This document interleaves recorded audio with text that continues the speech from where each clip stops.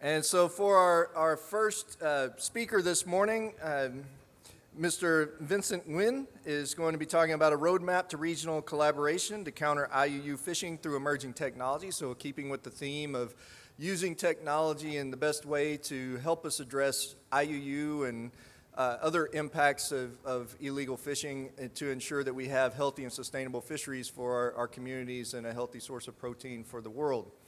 And so at this time, I would like to invite Mr. Nguyen to the stage, and please give him a round of applause and keep those questions in mind as he moves forward. Thank you very much, Vincent. Come up.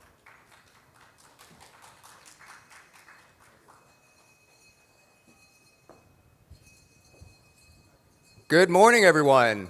As we got the cowbell ringing and the door's about to close, let's get some focus and attention back to our bodies. So what I'd like everyone to do in the room, we haven't done this before, and I know I've got 10 minutes to speak, and I'm going to prime the rest of the speakers for the rest of the session, but if you could, let's raise our hands above our head and breathe in through your nose, and then come down.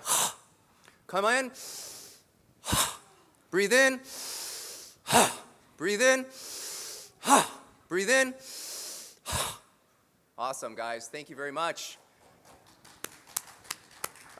That way we can get some focus. I know we're here all day, and so it's hard to keep the brain focused, the mind focused, and so hopefully that breath work, that 5 breaths of breathing in, raising our hands to the sky, and exhaling through the mouth help bring your focus back to this stage today as we talk about advancing and enabling emerging technology. So my piece for the next 9 minutes is a roadmap to regional collaboration to counter IUU fishing through emerging technology in Southeast Asia. So, ladies and gentlemen, esteemed colleagues and fellow advocates for sustainable future and the smart management of emerging technologies towards seafood and fisheries, thank you for joining me today, and thank you for the breath exercise.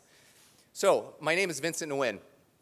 We have many stakeholders here today that work around the seafood and fisheries industry. I once represented the government and MCS stakeholder side of the house for sustainable fisheries by working for the U.S. Navy and U.S. Coast Guard for over 20 years, working in big data and how that supports maritime security. Half of that time, I deployed to enforce conservation measurement measures for the 3 major RFMOs in the Pacific, the NPFC, WCPFC, and the South Pacific RFMO. And I also sat on several fisheries enforcement working groups, sharing MCS best practices with Coast Guards around the North Pacific Guard. So through these years, it provided an opportunity for many international Coast Guards to share MCS best practices on maritime security and fisheries enforcement. Why am I mentioning this to you? Well, it's great when you do knowledge transfer with other government and military partners, but what happens when you keep playing a sport with the same level of people? For example, basketball. If you keep playing with the same people, or soccer, you never get any better or worse. You kind of stay the same, average. And the capacity building and training doesn't always have the same trickle-down effect you'd expect, like economics. So after my time in the military, I came to some clarity that so much is being done with government-to-government training and capacity building year over year, but not enough is being done to share this G2G knowledge with the private sector, let alone G2G data and knowledge being shared with NGOs and private sector to affect change. This was ever so clear when I worked on Global Fishing Watch's behalf to seek out fisheries-related law enforcement data from militaries around the world. I found it very interesting that when we took Mr. Stuart Green's slide poll yesterday, and the number one thing that respondents said we needed was capacity building and training investment alongside breakthroughs and innovations. We also talked a lot yesterday about the need to effectively source and incentivize fishing company and fisherfolk data to support MCS efforts for IUUF. But as my colleagues at the IMCS network will attest to with me, a lot of law enforcement data is there and has not been unlocked so far. So I say to you, capacity building and training for innovations and breakthroughs, and it's forums like SAFET that bring in stakeholders from all 3 sides of the pyramid, private, public, and everything in between, is the key to this roadmap. So today I'm here representing USAID's, or the Agency for International Development, Sustainable Fish Asia, which consists of Pak Frankie Sihombing, Mr. Pak Farid Maroof, and Mr. Stuart Green. My particular work in Southeast Asia region over the past year is delivering the tabletop exercise framework to fisherfolk in the region, as well as field testing a collaborative Fishers IUUF handbook for streamlined regional reporting to law enforcement agencies. We essentially wanted to flip the model on its head. No more just government with government playing with each other, military capacity building with militaries. We would catch up artisanal and coastal fisheries communities with the same knowledge that was shared during my time in the military. And so tomorrow, we'll actually go into this tabletop framework model and in a special session, which will show you how we can test, low-cost test emerging technologies. We're taking old ideas and refashioning them. And if you remember yesterday with Mr. Hugh Thomas, he answered an audience member's question regarding the double-edged sword of innovation. And I paraphrase Hugh, we sometimes need to look at how to refashion tried and true systems rather than chasing after the shiny new thing. Repurpose, refashion, reuse. But before diving further into the regional roadmap for collaboration, let's first acknowledge again the challenges as mentioned.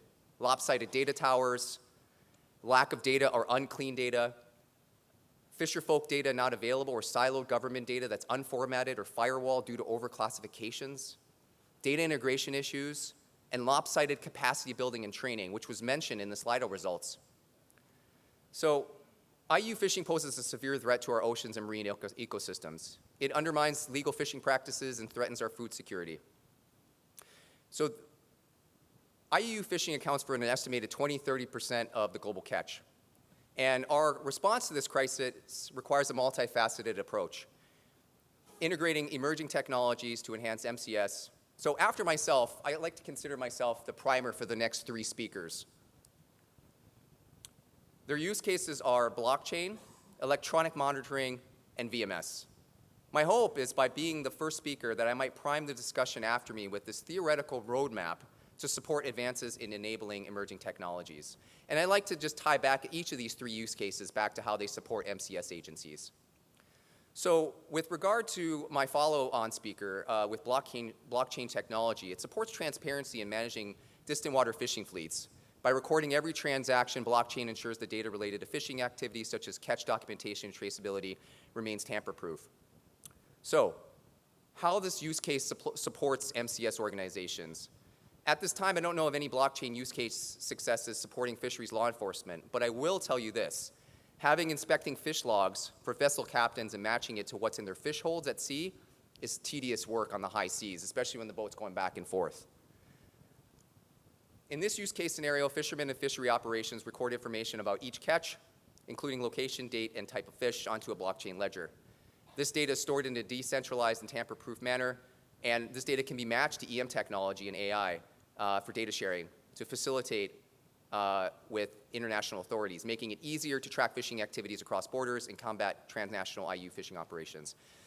The potential reduces the need for IUU fisheries enforcement at sea, thus saving money on operations for governments and authorities. The follow-on use case is electronic monitoring as it pertains to genomics and AI. With regard to this use case, for the second speaker after the follow-on speaker, I live in Vancouver, Canada, and Canada Department of Fisheries and Oceans participated in Operation North Pacific Guard in the North Pacific Fisheries Commission these past 2 months for the first time with a surface asset to not only enforce North Pacific Fisheries Commission CMMs, or conservation measures, but also use their deployable DNA test kits to answer an intel gap. The intel gap was there's depleting Pacific salmon stocks in British Columbia, Canada. Well, where was it going? Is it climate change? One of the theories was that it was being hauled up during transshipment operations on the high seas. So they wanted to verify this by bringing out their DNA test kits when they did their boardings. Now, for this particular speaker, when we speak to genomics and AI, this could potentially save millions of taxpayer money because MCS is being conducted and validated remotely. On the other hand, data from electronic monitoring can also support dockside law enforcement investigation when that fish lands. Our final speaker for today will be talking about evolving participation in national vessel monitoring systems. So we must evolve vessel VMS programs to strengthen our efforts. These systems can no longer remain siloed, nor should AIS be the backbone for tracking, as mentioned yesterday.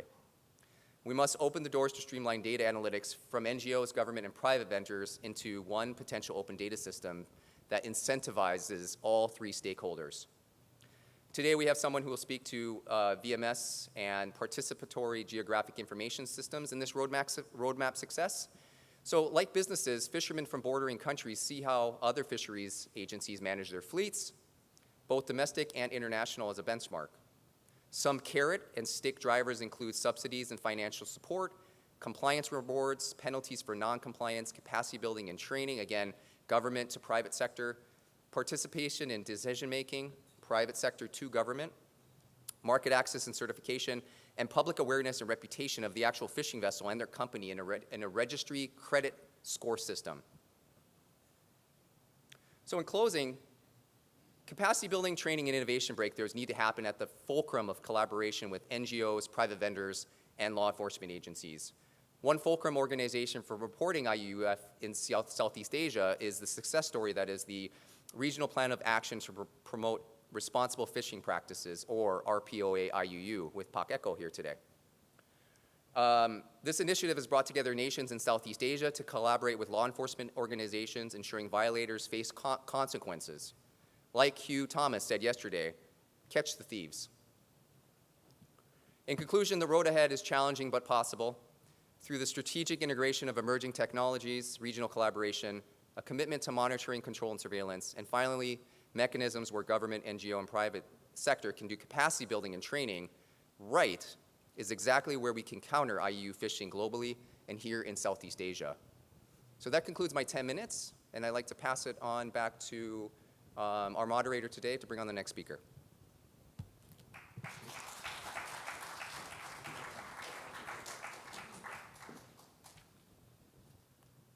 Thank you very much, Vincent. And that was a great scene setter for the next presentations we're going to talk about. You know, I can tell you that, 10 years ago when we started this, there was no discussion about genetics. There was certainly no discussion about blockchain. And the fact that we're sitting here today talking about these technologies and the potential that they hold for verification and validation of species, or ensuring that products are what they say they are going into the markets, is going to have a huge impact on our global seafood industry.